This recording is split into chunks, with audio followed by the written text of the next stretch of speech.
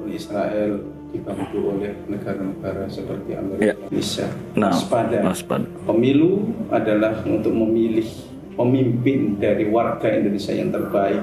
Jangan sampai menyebabkan kita persaudaraan menjadi pecah, apalagi perang saudara. Pak Surya ngambil mantu Pak Ganjar tentu memiliki pengetahuan, kapabilitas Pak Ganjar tentang keislamannya tidak diragukan lagi.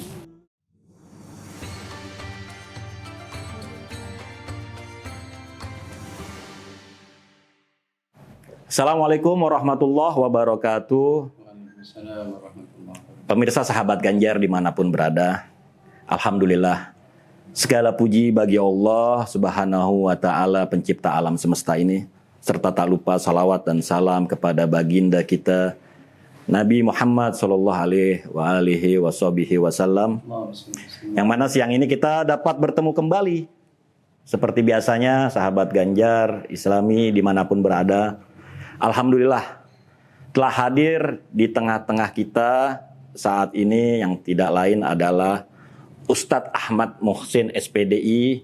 Ahlan wa sahlan Ustadz, selamat datang, selamat bergabung bersama kita. Beliau sudah tidak asing lagi, dikenal di kalangan masyarakat sebagai seorang dai kelahiran Lamongan, domisili Pondokopi Duren Sawit. Beliau juga aktif di beberapa organisasi di LD PWNU Jakarta, di IPNU, di Ansor, NU, Bawaslu, dan juga beliau sebagai seorang relawan. Insya Allahnya tentunya dengan kualifikasi tersebut, pada siang ini kita bisa mengambil manfaat dari beliau, sehingga manfaat itu bisa berdampak positif dan baik bagi kita umat Islam secara umum. Ahlan wa sahlan Ustadz, selamat datang, selamat bergabung Ustadz. Gimana siang ini tadi Ustadz perjalanan, ada kendala? Alhamdulillah. Lancar aja ya, alhamdulillah Ustadz. Hari Senin hari yang sibuk. Iya, hari Senin hari permulaan ya. Itu Alhamdulillah lancar. Langsung dari rumah Ustadz? Dari rumah. Alhamdulillah. Tentunya Ustadz, siang ini kita akan membahas tema yang betul menarik nurani kita, menarik perhatian kita yang sedang terjadi dan masih gencar sampai detik ini, yaitu kasus Palestina Ustadz. Di mana di situ terjadi pelanggaran HAM yang sangat besar Ustadz.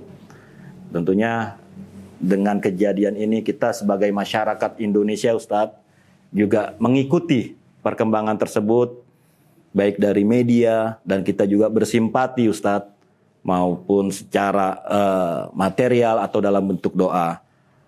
Oleh karena itu Ustadz, siang ini kita bersama rekan-rekan sahabat Ganjar mengundang antum Ustadz untuk membahas lebih detail lagi tentang isu yang sedang hangat ini Ustadz, yaitu bagaimana peran masyarakat Indonesia dalam membantu perjuangan rakyat Palestina. Kita mengetahui Ustadz, kurang lebih sudah 70 tahun warga Palestina, terutama yang berdomisili di Gaza, senantiasa mengalami penindasan daripada Zionis Ustadz. Zionis Yahudi Israel. Penindasan tersebut mendorong Hamas atau faksi politik yang mendominasi di Gaza untuk melakukan balasan Ustadz, yakni difa'un anin nafas, yani untuk melakukan pembelaan diri gitu loh, dalam skala yang masif juga tentunya.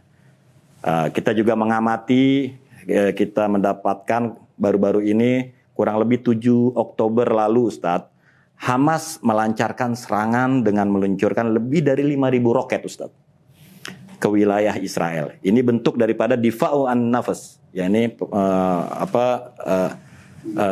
pembelaan haknya negaranya Ustadz. Sekelompok pasukan Hamas pun melakukan penetrasi Ustadz ke kota-kota di perbatasan dengan menggunakan glider. Jadi Ustadz, peristiwa menjadi serangan balasan tersebut terbesar, serangan balasan yang dilakukan Palestina ini pada tahun ini terbesar selama 75 tahun terakhir. Karena kita mengetahui penindasan-penindasan yang dilakukan oleh Zionis kepada Israel ini, Ustadz, dia sudah setiap dekade itu pasti ada. Tapi pembelaan diri mereka pada tahun ini cukup besar, Ustadz. Yang mana penindasan tersebut menewaskan kurang lebih 2.000 pasukan, Ustadz. Dan juga di situ ada warga Israelnya juga. Sebagai bentuk respon ketika Israel menyerang Palestina, respon Raddul Fi'il, respon daripada Palestina adalah dapat juga mendorong mereka mundur sehingga bisa menjatuhkan dari pihak musuh pun korban. Jadi Ustadz, secara terang-terangan juga Israel telah melakukan genosida, pembantaian etnis. Dalam hal ini tentunya Arab dan Muslim, Ustadz. Sebagai bentuk dari pembelaan mereka yang digunakan sebagai justifikasi, sebagai pembenaran untuk mereka, tabrir untuk mereka, pembenaran. Begitu juga halnya kita amati respon daripada warga Indonesia, baik itu dari golongan aktivis, akademisi, dai tentunya antum, atau hingga ke level pejabat, gubernur ataupun presiden, Ustadz. Pasangan Ganjar Mahfud berkomitmen, kita sudah tahu ini, menunjukkan solidaritasnya dengan warga Palestina.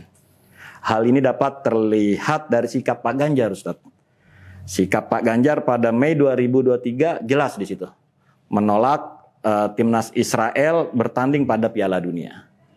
Sehingga di samping itu sebuah konstitusi negara kita, Indonesia, Pak Ganjar juga dia mengeluarkan statementnya mendukung itu dengan menolak hadirnya timnas Israel yang tentunya pada saat itu pun berdampak kepada langkah atau setiap gerakan yang Pak Ganjar lakukan di Indonesia. Karena hal seperti ini juga kan tentunya ada pro dan kontra. Cuman sekali lagi Pak Ganjar dengan posisi sikapnya yang sesuai dengan konstitusi Indonesia, beliau bukan hanya sekedar menjalankan tapi juga mendukung untuk menolak timnas sepak bola Israel.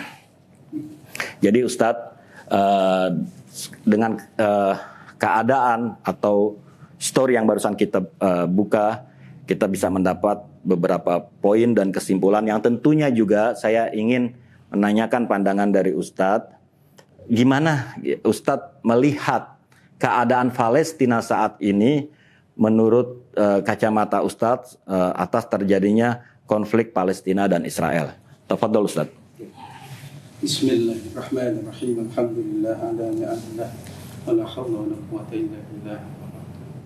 Pertama, saya ucapkan Assalamualaikum warahmatullahi wabarakatuh. Waalaikumsalam warahmatullahi wabarakatuh. Dan dimanapun berada. Terkait kejadian yang ada di Palestina, kita sebagai umat Islam tentunya ada pencurahan rasa kesedihan, rasa sedih, karena kita sebagai umat Islam berkewajiban untuk mengamalkan yang mana disampaikan oleh Rasulullah. Realisasi daripada ukhuwah Islamiyah adalah ketika ada saudara muslim kita maupun muslimah yang diperlakukan dizalimi oleh orang lain. Kemudian kita sebagai warga negara Indonesia di beberapa kegiatan pun Pak Ganjar maupun Pak Mahfud MD beberapa acara istighosa yang mana adalah memohon pertolongan Allah Subhanahu wa Ta'ala. Iya. Di sana masyarakat berduyun-duyun, ada bendera merah putih, ada yang megang bendera Palestina. Iya. Ini wujud daripada ukhuwah Islamiyah. Namun kita ini jangan sampai mispersepsi dalam menyikapi ini. Ini dianggap sebagai genosid daripada umat Islam. Kita harus meyakini bahwasannya ini bukan perang agama. Iya, betul. Tapi ini adalah penindasan antar negara kepada negara yang lain. Ya. Memang di dalam pembukaan undang-undang kita juga sudah memahami bersama bahwasanya penjajahan di atas dunia kita ini wajib dihapuskan. Betul. Gitu. Dikirim ke sana melalui jalur G2G. Oke. To government. Ini sudah bagus. Sudah berwujud kepedulian antar negara. Ya. Cuman kita harus sebagai umat ini harus waspada, banyak dalam tanda kutip oknum-oknum yang memanfaatkan sumbangan-sumbangan menyebar melalui media sosial, yang mana ini malah dalam tanda kutip banyak yang menyelewengkan. Nggak usah kita sebutkan faksi siapa, kan sudah tahu bersama di media sosial. Maka wahai rakyat Indonesia, peduli bagus, mencurahkan wujud ukhuwah Islamiyah bagus. Namun jika nyumbang berupa dana, maka arahkan dana sumbangannya pada nomor rekening yang sudah terafiliasi dari negara ke negara. Jangan dari pribadi kepada pribadi. Banyak penyelewengannya. Karena di sana itu juga ada kaum teroris yang mana ini yang membuat runyam suasana. Ini infonya adalah orang-orang yang tidak menghendaki adanya perdamaian. Ya mudah-mudahan ini adalah realisasi daripada ukhuwah. Kemudian peningkatan ukhuwah kita, jangan berkembang hanya ukhuwah Islamiyah saja, tetapi ukhuwah wataniyah. Apalagi sekarang musim pemilu. Insya Allah tanggal 28 November ini dimulai kampanye sampai tanggal 10 Februari. Maka kita sebagai warga negara Indonesia yang cerdas, yang tahu akan prosedur, maka hargai hak pilih orang lain. Beda pilihan itu adalah ijtihad. Jangan menyebabkan permusuhan gara-gara beda pilihan capres maupun cawapresnya. Baik Ustadz, tadi Antum sudah memaparkan juga sejarah konflik yang ada, juga terkait support atau donasi kita untuk bisa disalurkan kepada afiliasi yang notabene sah dan harus bisa tepat sasaran kepada korban. Mungkin dalam hal ini bisa berkoordinasi dengan lembaga resmi kedubes Palestina atau apa.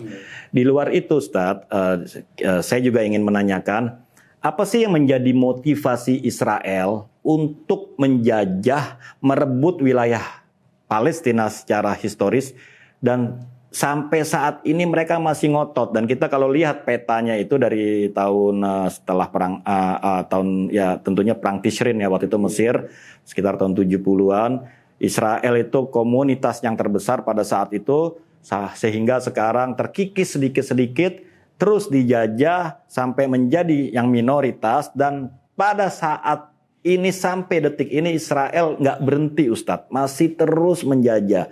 Apa sih yang menjadi histori dan motivasi Israel Ustadz? Saya merunut ketika saya menghadiri seminar bersama sahabat saya, Kiai atau Gus Zuhari Misrawi. Gusmis, ya. Beliau menyampaikan waktu itu, Israel, konflik yang ada di sana, ini adalah perebutan zona Gaza itu. Di sana ada tempat yang disucikan oleh 3 agama. Betul. Ada Islam, ya berupa Baitul Maqdis atau Masjidil Aqsa. Maka di sana ada juga yang disucikan oleh umat Yahudi dan Nasrani. Maka tempat ini dianggap sebagai tempat yang sangat sakral, yang mana harus dikuasai oleh mereka. Betul. Mereka sangat menginginkan itu. Sehingga mereka kalau seandainya punya niatan untuk menghancurkan Islam, maka ini bukan genosida Islam. Kenapa? Umat Islam yang ada di negara Israel sendiri itu hampir 40%. Kalau menurut data yang saya lihat dari Kemudian waktu itu sempat ada gencatan senjata yang kita kenal dulu tokohnya dari Fatah itu namanya Pak almarhum Yasir Arafat. Ya. Dulu sempat ada damai. Cuman karena Fatah dengan Hamas ini beda pendapat, kata beliau Pak Abang Zuhari itu, akhirnya tidak kunjung selesai. Sehingga terjadilah kesalahpahaman yang mana kalau sudah mulai damai ada aja yang menjadi provokator. Kadang oknum itu ada yang menembak tentara Israel sehingga meninggal. Karena tentaranya meninggal sehingga diseranglah balik di tempat titik penyerangan itu. Karena saling serang akhirnya terjadilah dianggapnya itu pengen melebarkan lagi, padahal tidak. Titiknya ya di Gaza itu saja. Betul. Nah, kalau mereka ingin menguasai, maka pasti akan dilebarkan lagi, dihabisin semuanya. Nah, mudah-mudahan kedepannya ini setelah turunnya bantuan dari Rusia, kemudian dari Iran, membackup Palestina, mudah-mudahan walaupun Israel dibantu oleh negara-negara seperti Amerika maupun yang lain-lainnya, kita doakan. Maka kita sebagai Muslim, terutama kami para dai, wahai para kiai, para dai, para habaib yang khutbah maupun sedang menggelar majelis zikir, yuk kita katakan bersama. Betul. Allahumma sholli jami'il ulad. Gobul. Wadamir a'da'aka a'da'in wa halikil kafir wal musyrikin wal dhalimin. Ini biasanya kalau sholat Jumat, saya kalau menjadi imam sholat Jumat biasanya saya baca kunut nazilah. Kunut nazilah. Nah, mudah-mudahan dengan doa kita harus yakin la yaruddul qada illa. Betul. Kita nggak boleh berangkat ke sana menjadi mujahid salah kaprah. Betul. Karena ini urusannya ada namanya lembaga United Nations. Lembaga Persatuan Bangsa-Bangsa. Betul. Kita serahkan husnudzon lah terhadap peran daripada PBB. Indonesia termasuk anggota PBB. Betul. Mudah-mudahan diturunkannya pasukan perdamaian PBB sehingga terjadilah gencatan senjata di sana, bisa saling waras. Ingat, Allah lah yang menciptakan manusia. Betul. Walaupun ada ayat walan tardo walan angkal yahudu wan nasara hatta tattabi'a millatahum. Ini adalah asbabun nuzulnya ketika Rasulullah dulu. Betul. Nggak boleh dikaitkan dengan sekarang. Maka kita berhusnudzon, bukan saya mendukung. Supaya apa kita faham, nggak jangan ada jalurnya. Terjadi caci maki. Betul. Rugi kita kalau mencaci maki. Seperti maaf ada oknum yang nantangin, Israel, Amerika datang ke Indonesia, demi Allah saya akan membawa pasukan berjihad. Ini tidak pada tempatnya, ngapain kau undang ke Indonesia? Jadi cukuplah terjadi di Israel sana, di Gaza sana. Na'udzubillah tsumma na'udzubillah, jangan sampai terjadi di Indonesia. Waspada. Pemilu adalah untuk memilih pemimpin dari warga Indonesia yang terbaik. Jangan sampai menyebabkan kita persaudaraan menjadi pecah, apalagi perang saudara. Betul. Jadi antum sudah menjelaskan barusan bahwasannya motivasi Israel adalah karena Israel atau Palestina ini negara yang di situ terdapat tempat-tempat suci bagi agama-agama samawi, agama-agama langit, baik itu Muslim, Kristen ataupun Nasrani, Yahudi.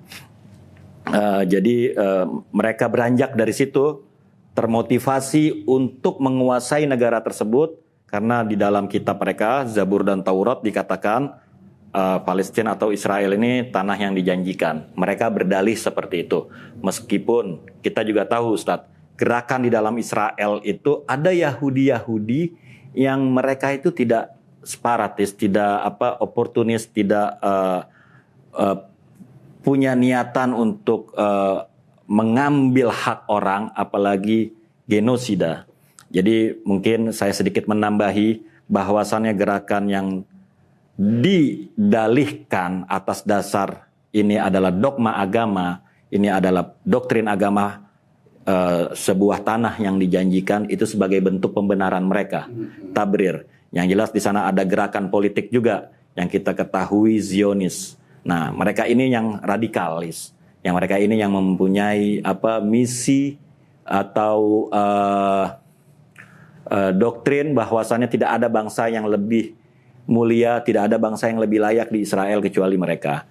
Jadi mungkin amakin anal muqaddasah yang dimaksud adalah keterkaitannya dengan doktrin daripada Zionis.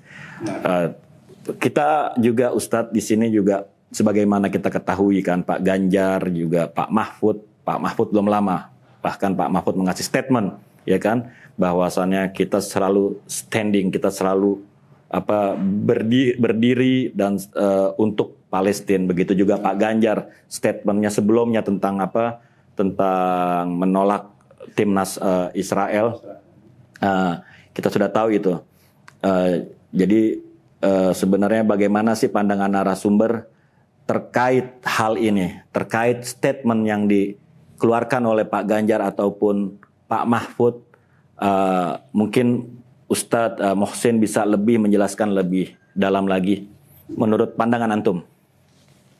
Mudah-mudahan apa yang saya sampaikan tidak bermaksud mengurangi maupun melebihkan dari berita maupun tayangan bersama. Latar belakang Pak Ganjar adalah latar belakang keluarga pondok pesantren. Beliau diambil mantu oleh Mbah Hisham itu, keluarga besar. Beliau Rais Syuriah pertama di wilayah Banjarnegara. Betul. Rais Syuriah itu adalah Rais pimpinan Syuriah yang dijadikan curhatan musyawarahnya masyarakat Nahdliyin di sana. Berarti seorang Rais Syuriah ngambil mantu Pak Ganjar tentu memiliki pengetahuan, kapabilitas Pak Ganjar tentang keislamannya tidak diragukan lagi. Jadi orang beragama Islam bukan hanya fasih di dalam bacaan Al-Quran, tetapi amalan. Orang yang berilmu agama dan mengamalkan agama dengan sebaik-baiknya. Betul. Statement beliau seperti itu adalah wujud kesucian hati beliau. Salimun, Muslim adalah harus mewujudkan keselamatan kepada sesama Muslim lainnya. Kepedulian beliau menolak adanya tim bola dari Israel itu adalah wujud daripada adanya kepedulian. Orang yang zalim tidak perlu didukung, tidak perlu kita kasih peluang. Dan kita selalu mendoakan mudah-mudahan mereka mendapatkan hidayah. Kemudian Pak Mahfud juga sama. Keislamannya tidak diragukan dari kecil, ada keluarga besar Madura. Kebetulan Al-Fakir juga bapaknya dari Madura. Orang Madura itu kalau boleh diplesetkan dalam tanda kutip ya, itu agamanya itu NU, nabinya itu Gus Dur. Ini dalam tanda kutip ya. Perhatikan benarnya. Artinya keislamannya Pak Mahfud itu dari kecil. Orang Madura kalau nggak NU ini dianggap tidak beragama. Betul. Kami loh, kami loh. Kebetulan alhamdulillah Al-Fakir juga dari keluarga pondok pesantren, namanya pondok pesantren Darusson An-Nawawiyah di Bangkalan. Dan alhamdulillah masih keluarga Syekh Khalil, satu keturunan dengan As-Sayyid Zainal Abidin atas Sunan Cendana. Sunan Cendana, punya Puju Cendana. Nah, sikap beliau sebagai seorang Muslim tentunya pasti akan membela. Mudah-mudahan beliau menjadi presiden dan wakil presiden dan lebih bisa merealisasikan konkretnya pembelaan terhadap warga yang di Palestina, saudara Muslim dan Muslimah yang ada di sana. Bahkan ada beberapa penetrasi, penekanan yang khusus. Mudah-mudahan dengan negara Allah amanahkan beliau menjadi presiden, maka insya Allah secara hukum, apalagi Pak Mahfud adalah pakarnya ilmu hukum, baik hukum nasional maupun hukum internasional, insya Allah beliau akan paham bagaimana membidik supaya Israel ini sadar dan bisa menjaga kerukunan antar negara, warga negara yang ada di dunia ini dalam bingkai United Nations PBB. Kita jaga bersama dan sepakat penjajahan di atas dunia harus dihapus. Betul. Terakhir Ustadz, sebelum kita tutup, insya Allah tentunya segala niat baik, insya Allah atas dasar ini jika Pak Ganjar dan Pak Mahfud terpilih atas dasar niat baik dan untuk maslahat umat serta rakyat Indonesia, mungkin antum ada pesan apa untuk beliau berdua, Ustadz? Fadol. Untuk orang tuaku, calon presidenku dan wakil presidenku, Bapak Ganjar Pranowo dan Profesor Dr.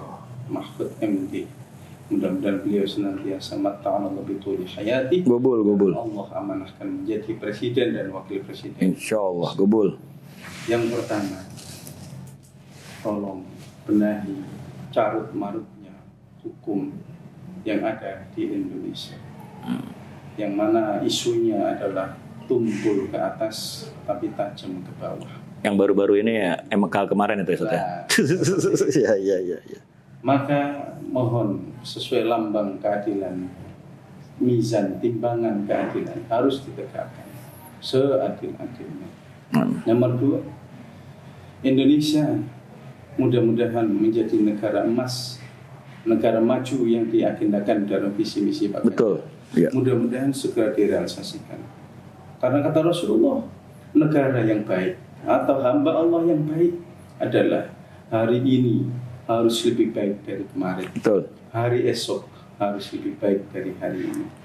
Mudah-mudahan dengan pembenahan hukum, penegakan aturan, kemudian perhatikan Pak calon presiden dan wakil presidenku, para ulama, para guru-guru ngaji, pondok pesantren, yang mana pondok pesantren adalah menjadi tolok ukur sebagaimana Rasul jihad, Kiai Haji Hashim Asy'ari.